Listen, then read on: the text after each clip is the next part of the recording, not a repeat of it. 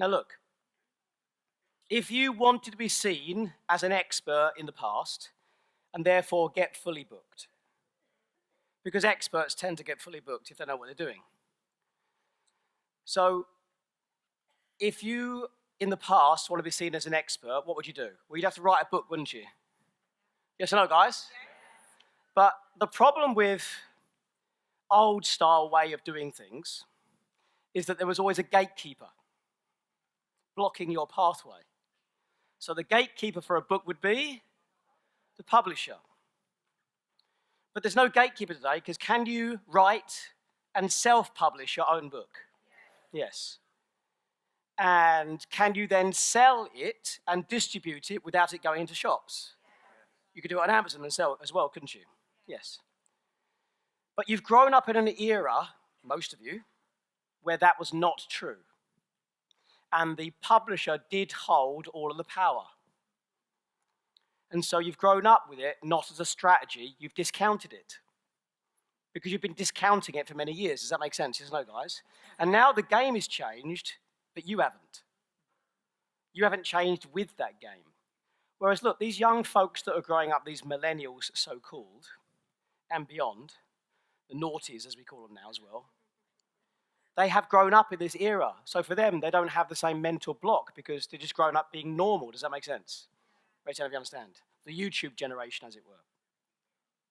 Okay, so that's one thing, write a book. So that's now no longer an issue for you. Now, it might be the other strategy that stops you writing a book is, or the other issue, is not knowing how. And that's because you don't have a structure for it. Does that make sense? The task is chunked too big. It's like writing a book. But actually, a book is made up of chapters, and chapters are made up of subheadings. Subheadings are made up of sub-points. Does that make sense? Raise your hand if you follow. So I wrote my Sunday Times best-selling book in less than 36 hours of work. It's a 200-page book. If you consider it, that's quite simple to do. Now, it wasn't 36 hours in one go, obviously. It was written over about 2 months. And some days I didn't write at all. Sometimes I wrote all day. Sometimes I just wrote for an hour. But every time I went back to the work, I was just filling in the blanks. Can you all do a filling in the blank? If it was a template, yes or no, guys? Then it's way, way, way easier to achieve. All right, second thing you would say you would want to do if you want to be an expert in the past is be in newspapers. Have a journalist write about you. Double-page spread in the Daily Mail or something.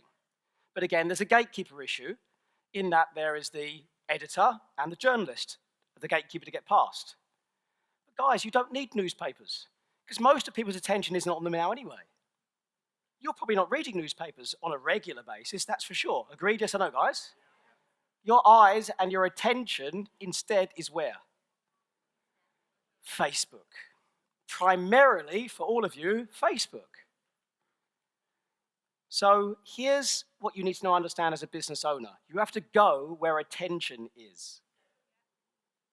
You go where attention is. And your job is to redirect that attention.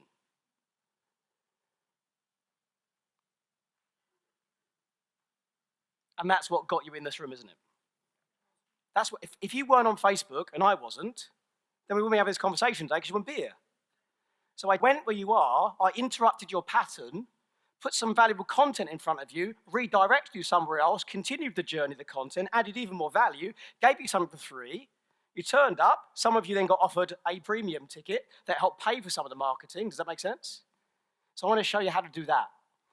Now, you're not going to start with an audience of 1,000. You might start with an audience of 30 or 50. Because it makes more sense, doesn't it, to learn how to market by, rather than individually go out to all these individual clients, whether they're companies or individual people, it makes sense to instead chunk your time better and pull those 30 clients in one room at the same time. Does that make sense? Raise your hand if you understand. And therefore, a number of things happen. When you do that, you create social proof. Because if it's just me and you sit in the room, you don't know how good I am. But if it's me and 29 other people in the room, then what you go is, oh, this person's actually seen as more of an expert because all these other people also want to hear what this person has to say. Does that make sense? So I gave a presentation yesterday about once you get in front of those people, what should you present on to serve and sell to them? But there's a step before that that's required, isn't there? Yes or no, guys? How do you get them in the room? And that's the bit this is going to be about, okay? And so it's not for just, if you want to work with the general public, it could be you want to work with companies, you want to work with the general public, any area of any life or business, it's all about that. So you can publish your content on Facebook, but you're not doing it right now. The third thing you would say is be on radio. Be on radio talk shows. A host would interview you, for example, and you would give answers, and hopefully that would be heard by many people. Hopefully the radio show host would be kind enough to offer you a little plug. But again, there's still the gatekeeper issue, isn't there? Yes or no, guys? You know, and what happened is that the people who were lucky enough to be in right time, right place, right time, right person, or knew the right people, got onto that media platform and dominated. Like the Paul McKennas of this world, for example. But that's the few. But attention isn't on radio so much anymore. Let me ask you this.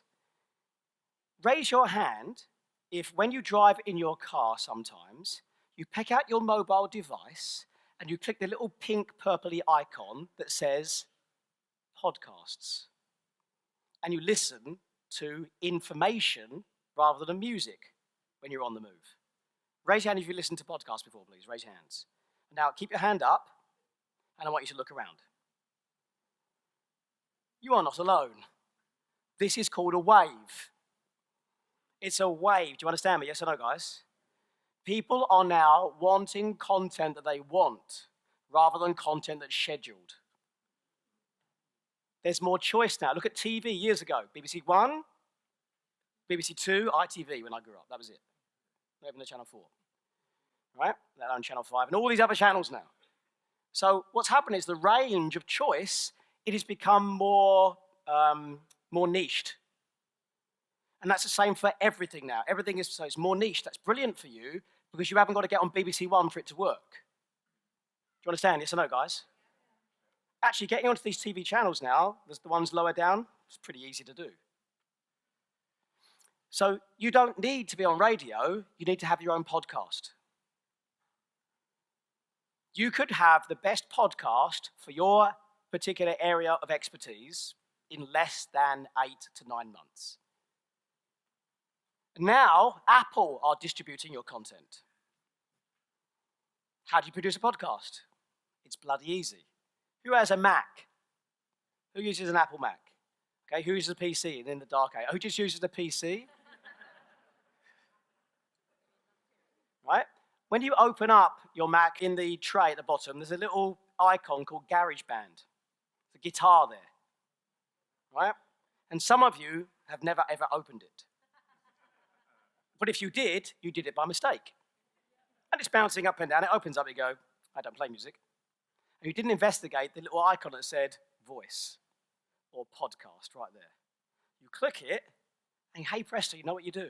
You talk to your computer. It records your voice. At the end of it, you click stop. Then you click export to MP3. You then upload it to iTunes, and hey presto, it's a podcast, and it's searchable by your niched industry type, and now people in South Korea, Australia, New Zealand, America, and Canada have access to your content, and it didn't cost you a penny.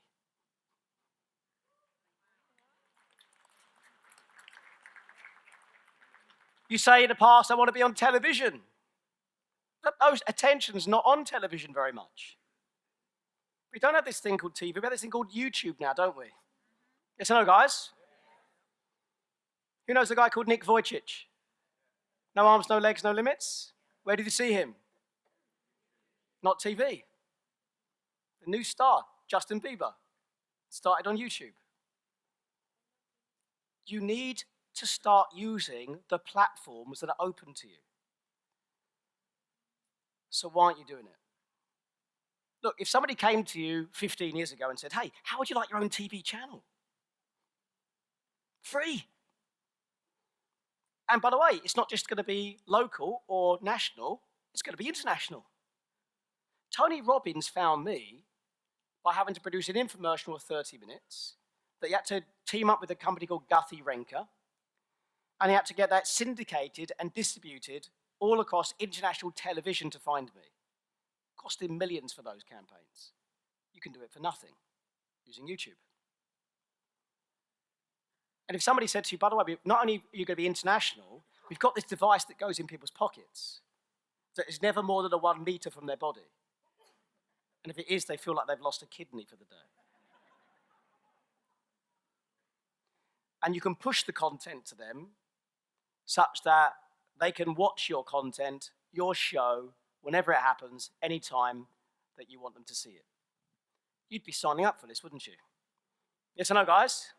But you haven't. So why? I think this might be the answer.